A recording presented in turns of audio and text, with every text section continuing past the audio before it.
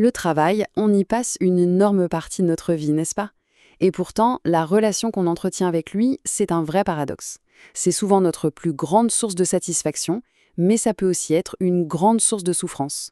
C'est un sentiment que tout le monde connaît, je pense. La lourdeur du lundi matin face à l'immense fierté d'un projet qu'on a mené à bien. C'est justement ce grand écart, ce paradoxe, que l'on va essayer de décortiquer ensemble aujourd'hui. Alors allons-y, plongeons au cœur de ce paradoxe.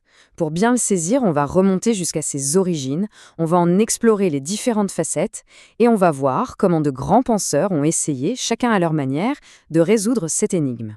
Commençons par le côté un peu sombre de la chose. L'idée que le travail est avant tout une souffrance, une peine, eh bien ce n'est pas nouveau du tout. C'est même quelque chose qui est profondément ancré dans notre culture et même dans les mots qu'on utilise tous les jours. Tenez, rien que l'étymologie du mot travail, c'est assez révélateur. On pourrait croire que ça vient de création ou d'effort, mais pas du tout. Ça vient du latin tripalium. Et le tripalium, c'était quoi? C'était un instrument de torture à 3 pieux. Oui, un instrument de torture. Ça donne tout de suite le ton sur notre relation historique au travail, n'est-ce pas? Et cette idée, elle est encore plus renforcée par un des récits fondateurs de notre civilisation occidentale, la Genèse. Dans ce texte, le travail n'est pas du tout présenté comme quelque chose de naturel. Au contraire, c'est une malédiction. C'est la punition divine après la chute du paradis. On passe d'un état d'oisiveté, d'un jardin d'Éden, à un monde où il faut, littéralement, gagner son pain à la sueur de son front. Bon, heureusement, l'histoire ne s'arrête pas là. On va maintenant explorer l'autre versant, l'autre facette de ce paradoxe. C'est le travail vu non plus comme une malédiction, mais comme une activité profondément humaine, une source de progrès et même de noblesse. Et la différence fondamentale entre nous et les animaux, elle est là. Prenez une araignée, elle tisse sa toile à la perfection, de manière innée, instinctive. Elle n'apprend pas. L'humain, lui, c'est tout l'inverse. Le travail humain, c'est un effort conscient.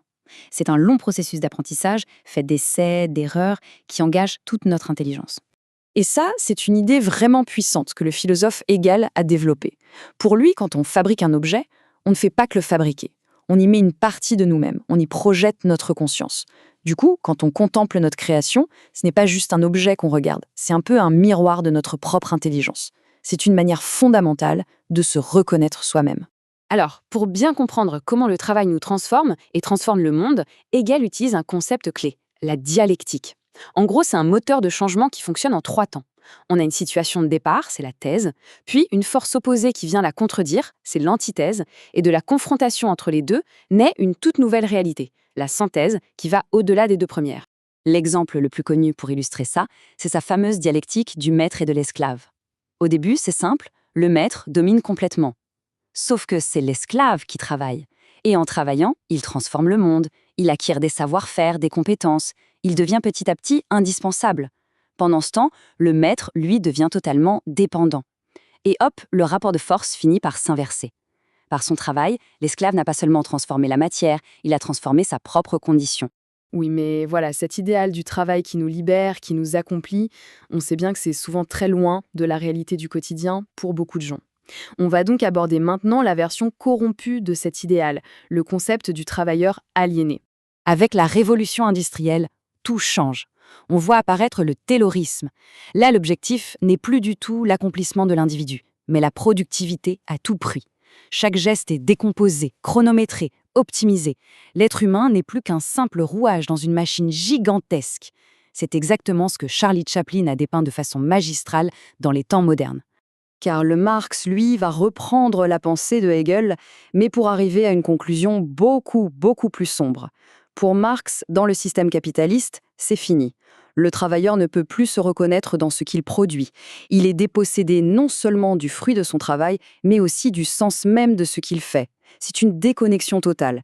Et on la voit encore aujourd'hui, par exemple, chez un livreur à vélo, qui est entièrement piloté par un algorithme. Et le mot qu'il utilise, aliénation, est très fort. Ça vient du latin alienus, étranger. L'aliénation, c'est précisément ce moment où le travail devient une force extérieure, étrangère, qui nous domine au lieu de nous émanciper. C'est une force qui prend possession de notre temps, de notre corps et même de notre conscience. Mais attention, malgré cette réalité de l'aliénation, le travail conserve une valeur immense dans nos vies. Alors, revenons une nouvelle fois du côté positif du paradoxe pour voir comment le travail nous structure, socialement et moralement. La première chose, et c'est peut-être la plus évidente, c'est que le travail nous donne une place dans la société. Il nous donne un rôle, un statut. Le simple fait de se sentir utile, de participer à l'effort collectif, c'est une source essentielle de dignité. C'est d'ailleurs pour ça que perdre son emploi, c'est souvent vécu comme bien plus qu'une simple perte de salaire. D'un point de vue plus psychologique, Freud a une idée assez fascinante là-dessus. Pour lui, le travail, c'est ce qui nous permet de sublimer nos pulsions les plus primaires, notre agressivité par exemple, pour les transformer en quelque chose de constructif et d'utile pour la société. C'est en quelque sorte un puissant moteur de civilisation. Et il y a cette magnifique phrase de Saint-Exupéry qui résume parfaitement une autre vertu du travail. Il dit « La terre nous en apprend plus long sur nous que tous les livres, parce qu'elle nous résiste ». C'est exactement ça. C'est dans la confrontation avec la difficulté, avec la résistance du réel, qu'on apprend à se connaître. En surmontant les obstacles, on développe des qualités essentielles, la patience, la persévérance, l'ingéniosité. Bon, alors, récapitulons. Le travail, c'est tout ça à la fois, souffrance et accomplissement, aliénation et intégration. La question qui se pose alors, elle est immense, presque existentielle. Mais pourquoi est-ce qu'on y consacre l'essentiel de nos vies? Pour un philosophe comme Pascal, la réponse est assez tragique en fait. Pour lui, le travail est avant tout un divertissement, au sens où il nous occupe, il remplit nos journées, pour nous éviter de penser à l'essentiel, notre propre mortalité, le vide de notre existence. C'est une sorte de fuite en avant, et ça résonne de manière assez étrange avec la hustle culture qu'on voit beaucoup aujourd'hui. Nietzsche, lui, est peut-être encore plus cynique. Pour lui, toute cette glorification du travail, c'est une ruse du pouvoir. C'est très simple. En occupant et en épuisant les gens dans un travail quotidien, on leur enlève le temps et l'énergie de penser, de se remettre en question ou de se rebeller.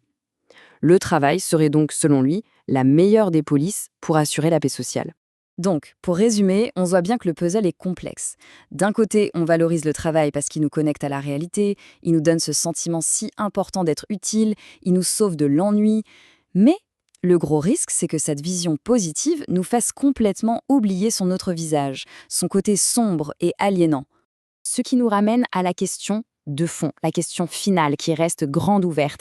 Si le travail est à la base une contrainte, comment faire pour transformer cette activité contraignante et parfois épuisante en une activité véritablement libératrice? C'est une question immense et la réflexion, bien sûr, ne fait que commencer